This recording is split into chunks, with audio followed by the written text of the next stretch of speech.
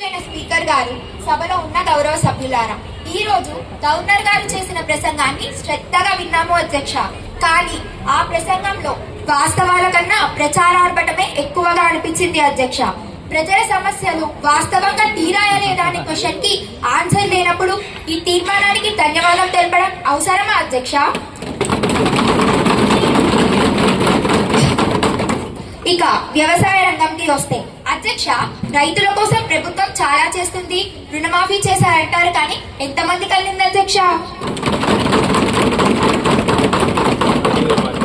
రుణమాఫీ చేస్తే రైతులు ఇంకా ఎందుకు బ్యాంకుల చుట్టూ తిరుగుతారు అధ్యక్ష? రైతు బీమా, రైతు బంధు అంటూ సంతృప్తి పరిచే మాటలు ఉంటే మంచిదే, కానీ రైతుకు బీమా కంటే బతుకు ముఖ్యం కదా అధ్యక్ష.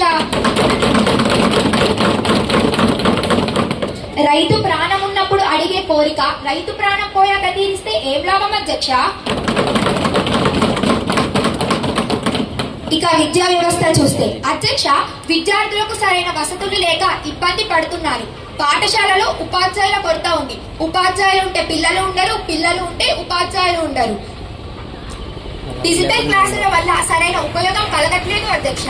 అధ్యక్ష, అసలు ఉపాధ్యాయులకు ఎంతవరకు అవగాహన ఉంది అధ్యక్ష డిజిటల్ బోర్డులపై? ఉపాధ్యాయుల కొరత మరియు పిల్లలకు అర్థం కాని డిజిటల్ క్లాసుల వలన సరైన ఉపయోగం కలగక మనం వాళ్ళని ఊహించే భవిష్యత్తు పౌరులుగా తయారు చేయగలమా అధ్యక్ష?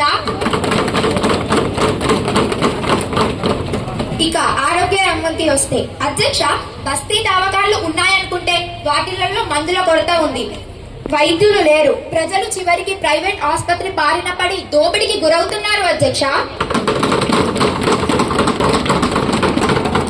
అధ్యక్ష, ఆరోగ్యశ్రీ పథకం ఉండి కూడా పేదవాడు ప్రైవేట్ కార్పొరేట్ హాస్పిటల్ గుమ్మం దాటి లోపలికి వెళ్ళలేకపోతున్నాడు అధ్యక్ష.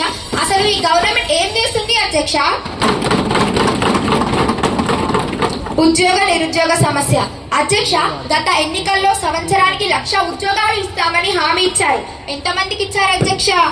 నిరుద్యోగ భృతి అన్నారు, కానీ ఇచ్చిన హామీ నెరవేరకపోవడంతో నిరుద్యోగ భృతి కోసం ధర్నాలు చేస్తున్నారు కదా అధ్యక్ష.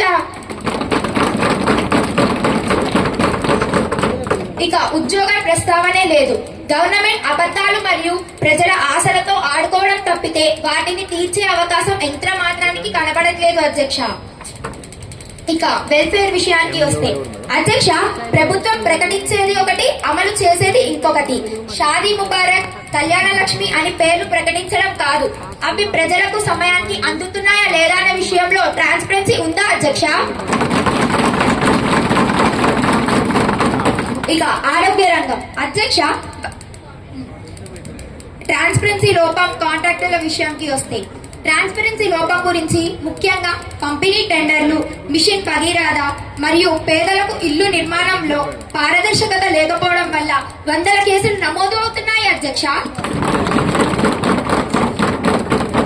ఇది మంచి పాలనగా చెప్పుకోవచ్చా అని ప్రశ్నిస్తున్నాను అధ్యక్ష.